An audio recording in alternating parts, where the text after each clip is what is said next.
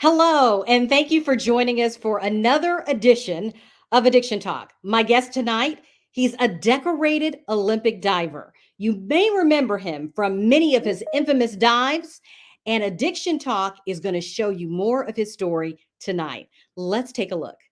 Greg Louganis has been called the greatest diver in U.S. history. He started competing at a young age and eventually retired in 1988 after winning 5 Olympic medals, 5 world championship titles, and 47 national titles.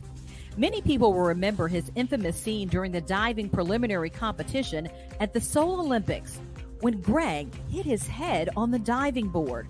For most divers, an accident that severe would be competition ending, if not career ending. But not for Greg. He qualified for the finals and went on to win the gold in the men's 3-meter springboard event. In 1995, Greg shocked the world when he announced on Barbara Walters' 2020 and the Oprah Winfrey Show that he is gay and HIV positive. The interviews were in advance of the release of his autobiography, Breaking the Surface, which detailed the struggles he faced on his journey to gold medal glory, including his battle with addiction.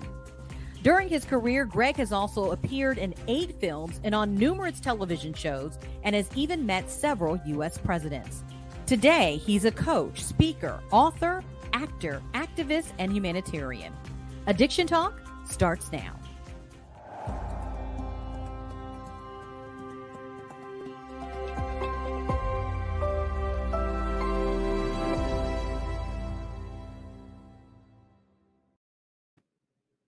And now we have Greg joining us to share more of his story. Greg, as we were talking to people, telling them that you were going to be on Addiction Talk, so many people were very interested in your story because they remembered you. You were kind of the household name. We saw you on the Wheaties box and all of that. So welcome to the show. Thank you. They're probably saying, is he still alive? I know, because we see you as a young man, but you still look good, Greg. You know, Oh my God. I know this was in the 80s and all of that, but to even see you now, I can still see that you're going strong. And, you know, I'm sure you could still rock a Speedo. Yeah, I'll pat myself on the back with that one. Yeah, okay, yeah, I can get in this Speedo. You're like, and look presentable. And look presentable, yes. Yeah. So, but first, I just want to commend you for publicly sharing your journey because you've been so vocal in your life, not only just about your struggles with addiction, but your HIV diagnosis and even this coming out in the 1980s, you know, at a time where there was still a lot of stigma, you know, coming out and saying, hey, I am gay and I'm really ready to share my journey with the world. So I know we're going to delve into that tonight. But first, I want you to take me back because many people see you and they think, how did he even know that he was interested in diving at such a young age? Tell me about your childhood and how you even figured that out. Okay, Joy, what happened was, okay, so I'm adopted and I have an older sister. And so what happened was my mother put my sister in dance and acrobatics classes because she didn't want some klutzy kid running around knocking down lamps. And I would be in there, you know, in the waiting room, and they give me a coloring book, and I couldn't stay in the line, so it was like boring. So would I crawl under the chairs and sneak into the studio and imitate when I was a year and a half, and imitate, you know, what they were doing. And so the teacher said, "Oh, let him stay, you know, see what he can learn." And I was 3 years old when I did my first performance on stage. I sang Dance With Me and did a little tap number. And then shortly thereafter, I got a partner. And so we did all kinds of recitals and plays and doing acrobatics and dance. And we couldn't compete in talent contests until I turned 6. So when I turned 6, she was a year older than me. When I turned 6, then we started winning all of these competitions. And then I was about 7 years old. She went into gymnastics and I followed her into gymnastics.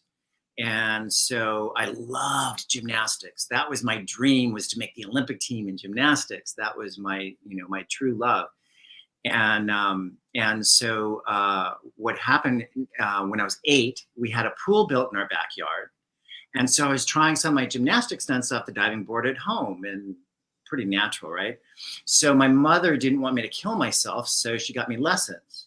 And so the first day out to lessons, diving lessons, they asked me to be on the club team. And I said I'd think about it. I never thought I was that good of a diver. And so it just kind of happened. I mean, it all just kind of evolved because the dance, it's the same rhythm type stuff that is necessary. A lot of the skill sets necessary to be a good diver go into my dance performance. That's a part of the skill set. Acrobatics, the tumbling, the knowing where you are in space, that goes well for diving. So it was just like a happenstance that, yeah. you find yourself in diving. And I think what's so fascinating, Greg, is you find yourself in this sport, diving. By 16, you win your first medal, a silver medal. But even in the time where you've discovered you have this talent, you're diving, 16, win your first silver medal, you were battling with depression. Yeah. Well, okay. So, I've suffered from chronic depression ever since I was a young kid. And basically what happened was, I had Osney-Slaughters, which is very common for very active children. And so my doctor said that when I was 12 years old, I had to quit the acrobatics, the dance, the gymnastics, all that, but I could continue diving. So all that energy that was going out to all of these different disciplines was focused onto one discipline. And so then a year later, when I was 13, I was world champion for my age group. And then 3 years after that, I made my first Olympic team. And really in 1976, in the lead up to 1976, I was diving with Dr. Sammy Lee. He won 2 gold medals in diving, men's platform diving, in 48 and 52. From the U.S., and he represented the U.S. And then he helped coach Bobby Webster, who won 2 Olympic gold medals in 60, 64. In 76, Klaus DiBiase from Italy was going for his 3rd Olympic gold medal. So when I started diving with Dr. Lee, my sole purpose on this earth was to defeat Klaus, to prevent him from breaking my coach's record. And so I took that on as a 16-year-old kid. I went there to my first Olympics in Montreal in 76 to win. I didn't go there to take second. So when I took second, I felt like a failure. And I didn't understand, people were celebrating me. And I didn't understand that because I felt like I definitely let my coach down, but I thought I let the world down. I thought I let my country down, my family down. And there was a lot of shame and guilt surrounding that. So, and the highest rate of suicides amongst Olympians is Olympic silver medalists. Really? Yeah. So the highest rate of suicides, yeah. silver Olympic medalist. So that was your first attempt at suicide right after winning the Olympic silver medal?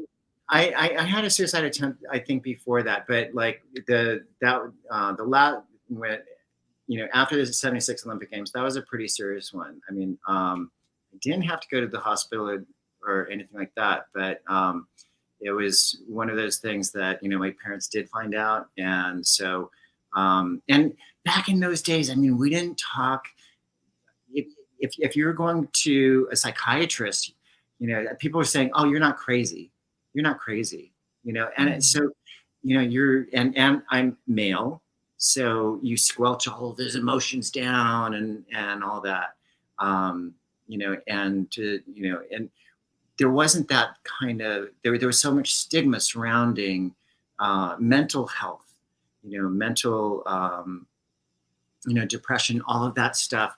there's not the support that we have today. Mhm. I mean, So as a and we have, 16-year-old, that had to be a lot. So yeah. you're 16, you have this suicide attempt, yet you feel, to most people, they're like, wow, you made it to the Olympics. Wow, you won a silver medal. But inside, you're battling. Inside, you're struggling. Do you think people around you, when your parents found you or found that you had this suicide attempt, do you think people around you realized how you were feeling, or were you painting this picture as a kid that all was great? Well, anybody anybody who suffers from chronic depression, we know we're great actors. We are really good actors. That you'd never know. Mm. That's why it's so important to be aware and alert. Yeah, if somebody starts uh, kind of retreating or isolating, that there's a sign. That's a sign that something's up. Something might be a little bit off. And so, yeah, so it was something that that I grew up with. I mean, it was just this dark cloud that I felt like it would never go away. So you lived, and I want to understand that too when you talk about this dark cloud that you dealt with. Mhm. I understand you were also bullied as a child, so there was a lot going on in your childhood. Tell me about some of the things that of course, we see you making these great strides in the diving, genre, but what was going on in your life and behind the scenes during these years that a lot of people may not have even realized? Well, I'm very shy, and so I'm not much of an extrovert. I also, when I started school, I stuttered, so I was in speech therapy. I'm dyslexic. I didn't learn about dyslexia until I was a freshman in college. I was given dyslexia as a vocabulary word and go, oh, that I'm Mhm. dyslexic, because I thought it was all the names that they called me on the playground. That I Mm. was a moron and stupid and all of these names. I knew that there was something wrong, but I didn't know what it is, and we didn't know a whole lot about dyslexia at that time. Um, so I knew that I could show people that I could dance, I could tumble, I could dive, so I could show people that I might have some self-worth, what I could show them physically, with my Mm. body. So how long do you feel like that dark cloud, you said, a lot of people may not have realized it, but there was like this dark cloud hanging over you. How long did you feel like you were battling that dark cloud and dealing with that throughout your life? Those dark clouds of depression, it's like the weather. They Mm. come, they go, they come again, they go. And one of the things that I've learned, and it's like Dr. Wayne Dyer. Everything changes. Whether it's good, whether it's bad, Life whatever, is constantly changing. life is constantly changing, right? So and a lot of my depressive episodes, I would think to myself, this too shall change. So Mm. So that's kind of like how you've been coping over the yeah, years. But I'm curious, when you were dealing with the dark cloud and stuff like that, at some point it led you to alcohol yeah. and Well, coping. When did that start? Was that just like, you realize you're struggling and you're like, okay, this makes me feel better. How did that even begin for you? okay. So both my parents drank, and this is back in the 60s and 70s. They smoked, they drank, so those were my role models. I think the first time, I think it was like a 4th of July. We had the family over and everybody had their drinks and they're going out to see the fireworks. And I was 3 years old. And I'm like, oh, Mm. let me taste this one. Let me Wait, taste at that one. 3? Yeah, yeah, yeah. And Mm. then, and then I got kind of tipsy, it was like, oh, and Wait, at everybody, 3 years old, let me understand this. So at 3 years old, yeah. and so then, everybody thought that was, that was cute. It was a 3-year-old kid, kind of staggering around. And so kind of that joke kind of thing. But then later in life, probably through puberty, I was probably in my early teens. I thought, wow, this makes me feel kind of good. It kind of gets me out of myself, that I'm not so self-conscious, that I'm not, so then, there was a Halloween when I think I was 13. We went out for Halloween, and I stole a couple of bottles of wine or something from the house, and I was the only one drinking. Everybody else was Mm, too afraid, and so then I come home and I'm staggering drunk, and then my punishment was to go to school the next day mm. because we had school, and yeah, I mean, I was pretty hungover. I was feeling Well, pretty bad. 13. So we're hearing this progression. We see at 3, you're Yeah, first exposed to alcohol. yeah, Everybody thinks it's kind of cute. 13, you realized, hey, when I drink, I feel a little bit better.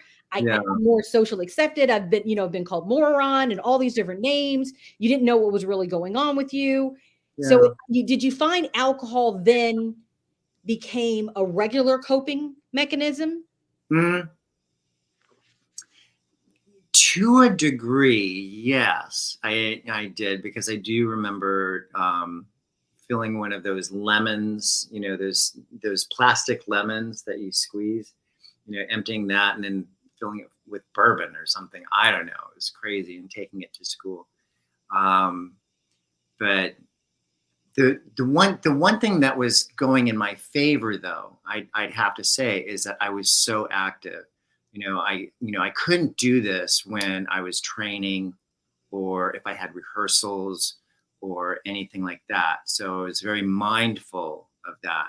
So it wasn't a constant, it wasn't a progressive deterioration or anything like that. It was just out there. It was just something that was kind of around. But then Um, how did you know you had a problem? well, I mean, I didn't really, when it what happened, and I didn't. There were periods of time. The thing that was most important to me was my diving. So if it interfered with my diving, then it taken off, the option list. And so yeah, so that was my priority. I mean, I even, back in the 80s at University of Miami, of course, there's cocaine and all that. And also being an elite athlete, that was pretty common. You get things thrown at you. It's like, oh, try this, try that, and people I don't know, win your favor or whatever. But Mhm.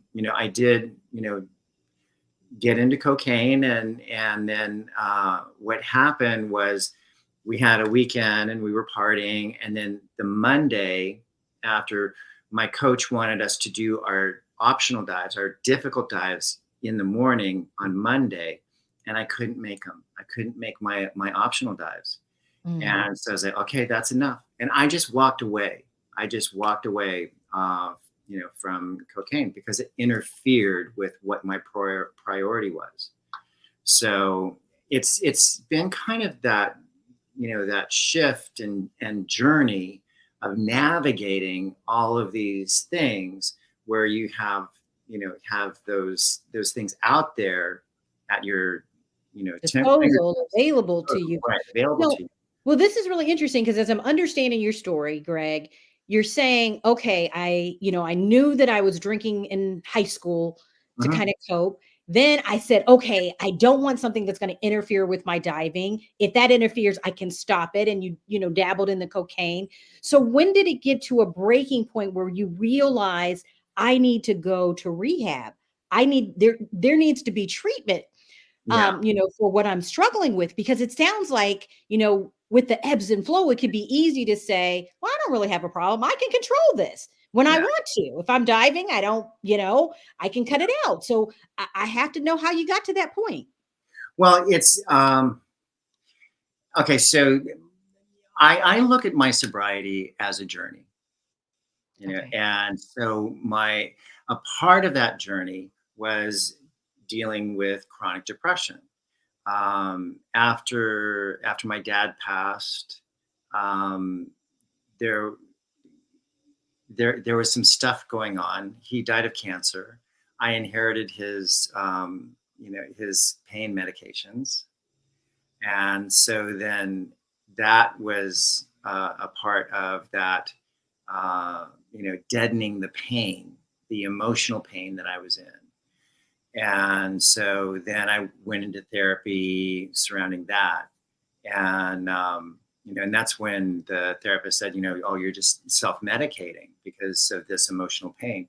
So working with that, understanding that, making peace with that, and also in dealing with chronic depression, I was on just this crazy mix.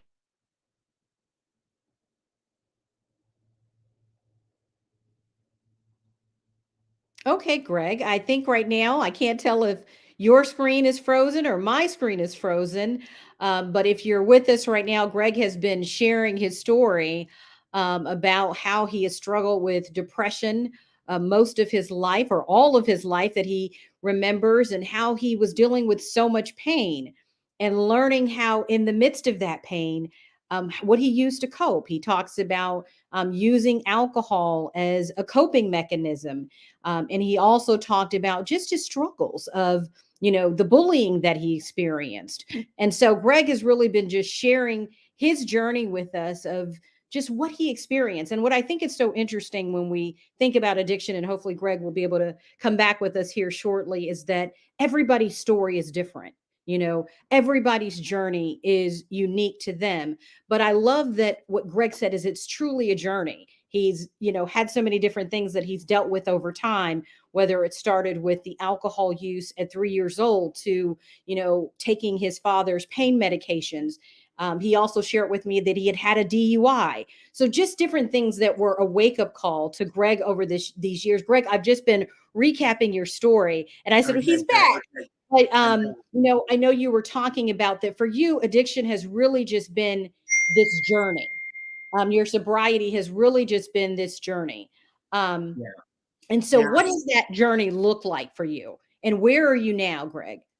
Okay, so the journey was okay. I was in rehab for the psych meds, got off the psych meds, and also started learning about much more holistic treatments, vitamin supplements, and that sort of thing. And then what happened? What my therapist said, "Oh, you're not an addict. You're not an alcoholic." And so then I kind of eased up on that. I was seeing somebody who liked a glass of wine with dinner, and so I kind of eased up on that and just had drank kind of socially. And then when my mom passed, that's when the wheels fell off. And I would lock myself in my house, at 4 o'clock in the evening and not go out. That was kind of my rule. And so then I got in touch with my friend and said, "Oh, I'm 6 weeks sober." I'm like, "Oh my God, I've been thinking about that. I need to do something about this, because it is kind of problematic, locking myself in my house at, 4 o'clock in the afternoon with my Great Danes. I had 5 Great Danes."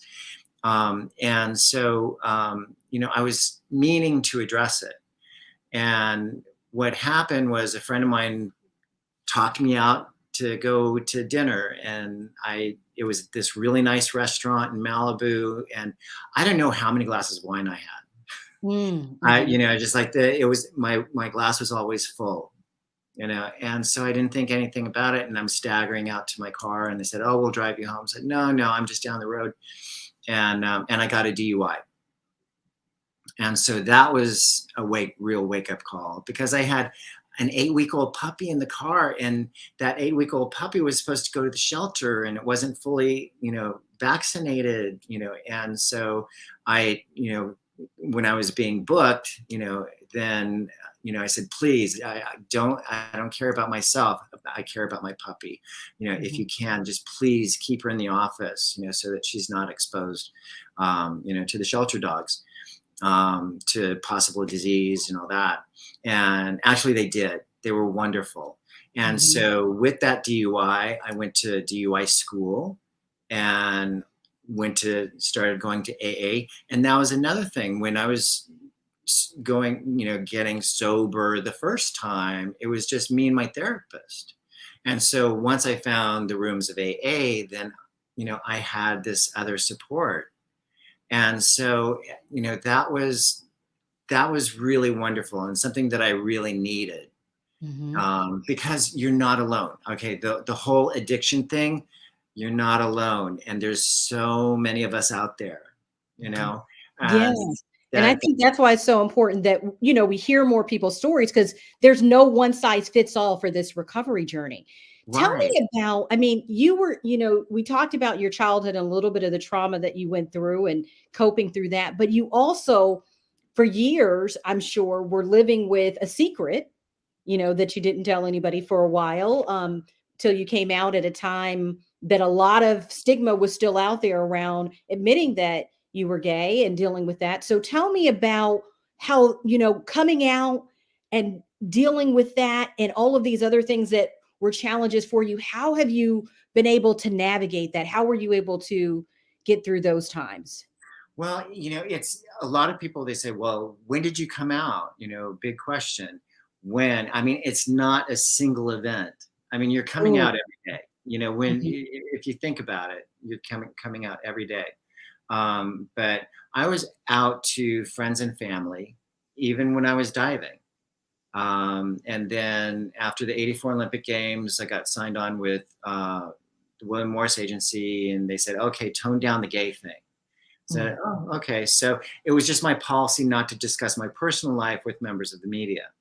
And so, and the whole coming out process really is, it's a process. That's exactly what it is.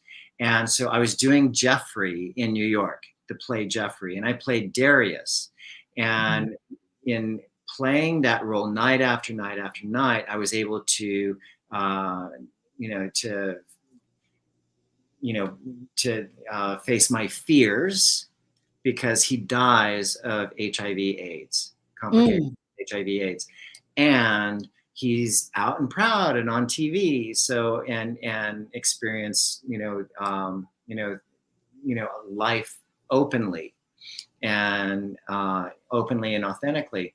So then my feeling was the next step for me in my personal development was to come out about my sexual identity, my sexual preference, and my HIV. What was that like? Take me back there, because I know to do that. I mean, I know Barbara Walters. She's one of my icons when I look at her. But to have to do that, I know that's like 1995. You're sharing that. You're being more vulnerable. It's right before your book comes out, Breaking the Surface. So, what was going through your mind? What was that like at that moment? It was pretty scary. I mean, I knew that it was the next step in my development. I knew that was I knew that was what I needed to do for myself and to grow.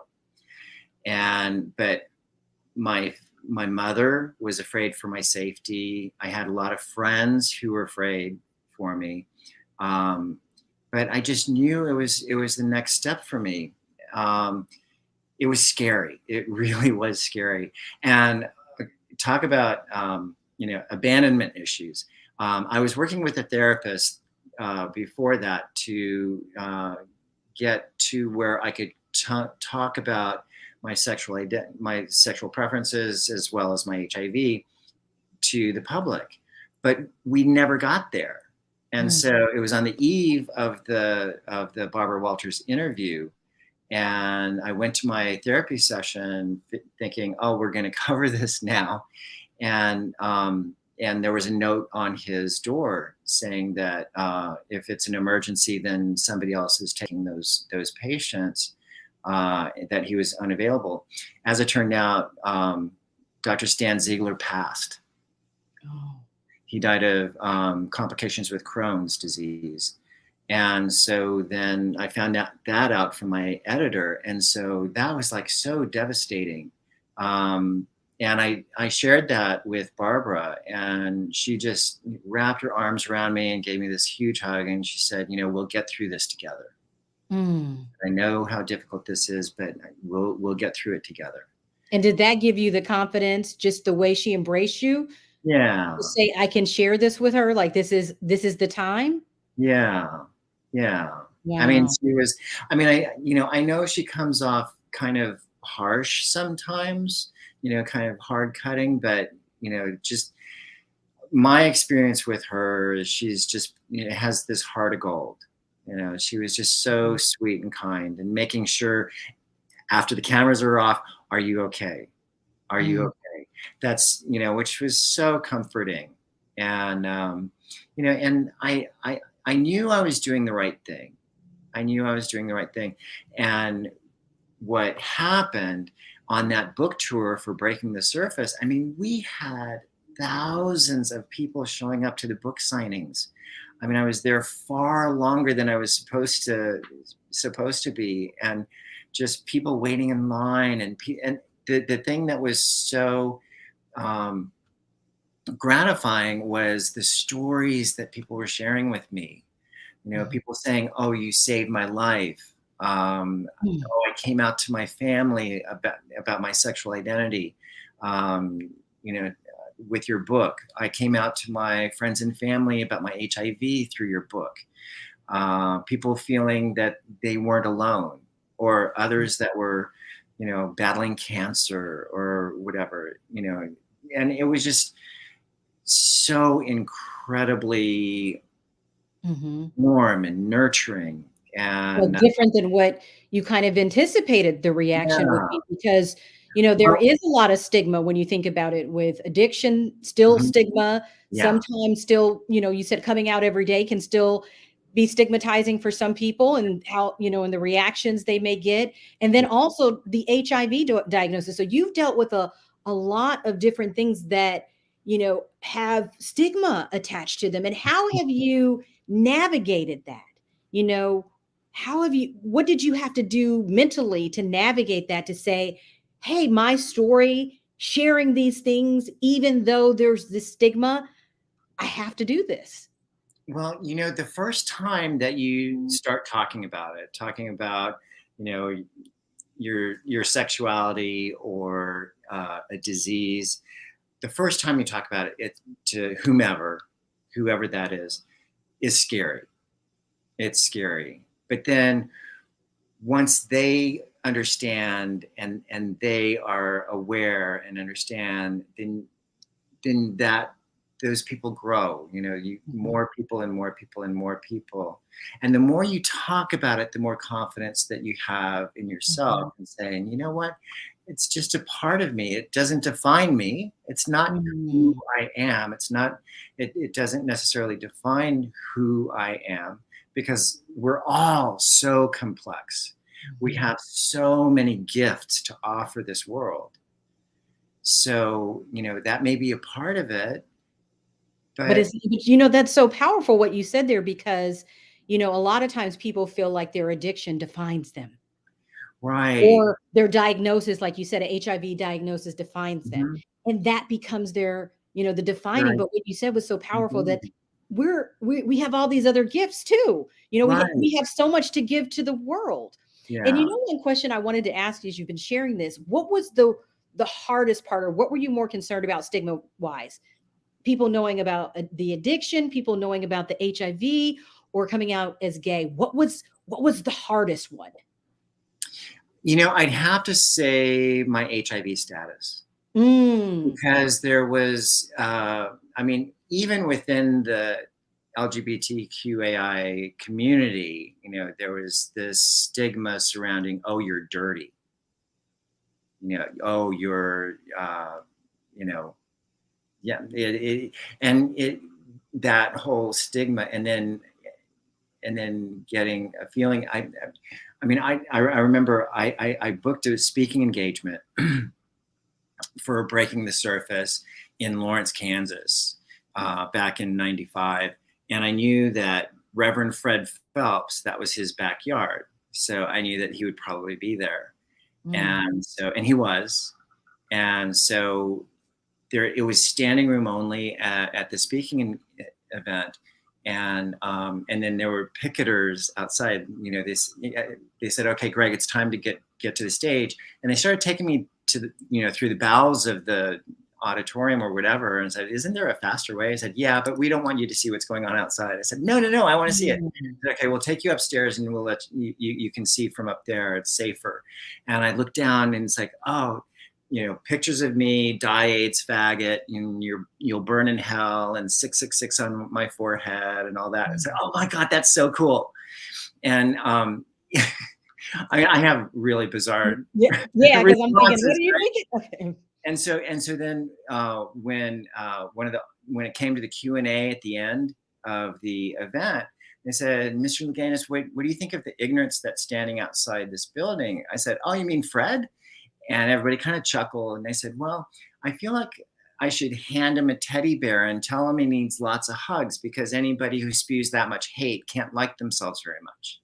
Mm. And so the cool thing was the LGBTQAI student body sent him a bunch of teddy bears in my honor, telling him he needs lots of Mm. hugs. And I thought that was like so cool.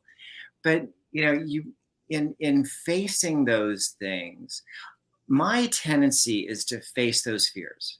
Mm. So like if I'm afraid of spiders, then I get a tarantula. I had a pet tarantula. If I'm afraid of snakes, then I get a pet snake. So it's facing those fears and realizing they're not the monsters that we make them out to be. Mm.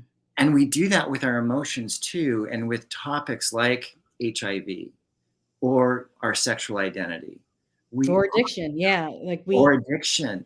We Mhm. make those into monsters, and if we just open up and share, then we take the power out of Mm. that fear. So that it's like, oh yeah, you know, I'm I'm an addict, I'm an alcoholic. It's like, oh, me too. You'll find that you have so much more support when you open up. Mhm. Yeah, I think that's so true. And when you think about your story, what do you hope people learn from your journey? If there were a few key takeaways that you said, I want people to learn this from my journey, what would that be? Forgiveness. Ooh, okay. Forgiveness, because the first person that you have to forgive is yourself. That's the first person you have to forgive. And looking at sobriety as a journey, then you're not so judgmental. It's like you're either sober or you're not. No, because there's different types of sobriety too. It's not just the substances, but there's emotional sobriety as well. Mm. To have that emotional sobriety, to have that centering, that ability to Mm. forgive ourselves, to forgive others, to have compassion for others who you feel wronged by. Mhm. Now, Greg, what did you have to forgive yourself for? If Uh, that's not too personal. I know that's a deep question, but you yeah, said forgiving yourself too, but I was just curious, what did you feel like you had to forgive yourself for? I had to. I, I feel like I had to forgive myself for um, not believing in myself, Mm. not believing in myself that I was worthy. Because for a long time, through a lot of my depression of my youth, I wished I had never been born. Mm. Because I am adopted. I feel I was, in a sense, born into shame. My mother was 16 when she had me.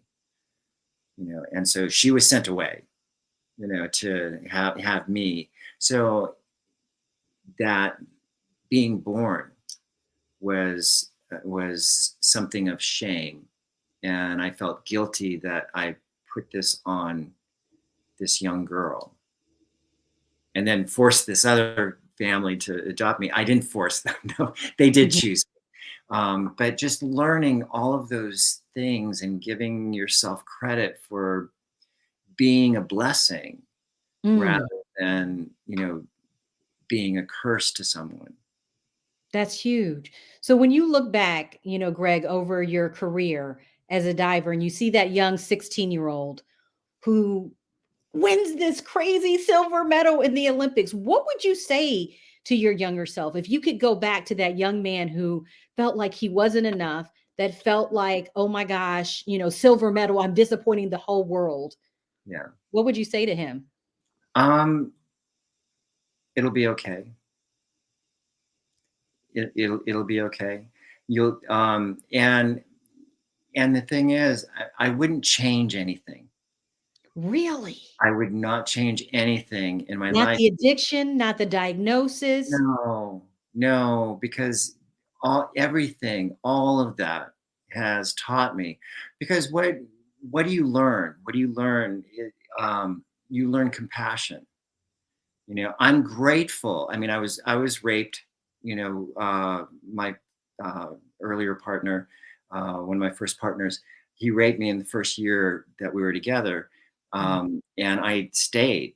For a number of years after that, and so I had to forgive myself, because I stayed, but I also had to forgive him, and I forgave him more for me, but I Mhm. also am compelled to understand where he came from. Had I Mhm. been him with the same life experiences, I probably would have done exactly the same thing and acted the same way. You So it's know, giving you like this compassion for yeah, people, forgiving yourself. And I'm sure that has been very therapeutic on your journey. And I want to get to, as we're getting close to time, I think I've gone over, but your story is so interesting. What wisdom did you learn about self acceptance? And, we talked about forgiveness, and I yeah, think that's huge, but also just accepting yourself, accepting all of this, who you are. yeah. How has that also helped in your sobriety journey? Well, I think it's important to know, to understand that, I mean, it's like what I described with the dark clouds of depression. It's constantly changing. It's not all, you don't wake up one day and make these decisions, I'm going to be this person. And then all of a sudden it's all flowers and daffodils, Mhm. it's, you're going to have good days, you're going to have bad days. But everything that happens is going to change. Mhm. Your feelings are going to change. No, I think that's huge, Greg. You're talking about, the journey, and you've frozen on us again, but I think what you said was very powerful there. Just being willing to forgive yourself, knowing that life is ever changing, knowing that things change and it's okay. And, when we listen to Greg's story, I think it's a story of grace. It's a story of realizing that addiction, his journey, all of that has been part of his journey. And I think what's so powerful is to hear someone say that I wouldn't change it. I wouldn't change my HIV diagnosis. I wouldn't change that, I battled addiction or that I'm dealing with chronic depression. The fact that he said he wouldn't change any of that, I think is very, very telling and very powerful. And I think, and I hope that everyone who has listened here today to Greg's story has taken something away in their own journey. I'm hoping he's going to come back in for the last few moments, but just to recap, Greg has talked a lot about, his struggles of acceptance, talked about the bullying that he went through, but ultimately being able to forgive others and to forgive himself and to move forward really in this addiction journey and his healing journey. that he's been able to do over the years. So I've been really touched by that in tonight and his story. And I think it takes a lot of courage to be able to come on and to share your journey and to be so vulnerable. And to do that, I can only imagine when he had to do that in 1995 in front of Barbara Walters, or sharing his experience with the world. But I hope if you're watching this tonight and you're struggling, I hope that you realize, one, that you're not alone, that your story might be unique in how you've dealt with addiction or depression or any other challenges that life has thrown your way, but that you are not alone. And I think that's one of the big things here tonight, and to love yourself and to forgive yourself. So I'm not sure if Greg is going to come back with us, if he's having technical difficulties, but I just wanted to thank you for tuning in tonight, for being a part of this journey with us as we continue to share stories of addiction, because every story matters. And that's going to do it for another episode of Addiction Talk. Have a good night.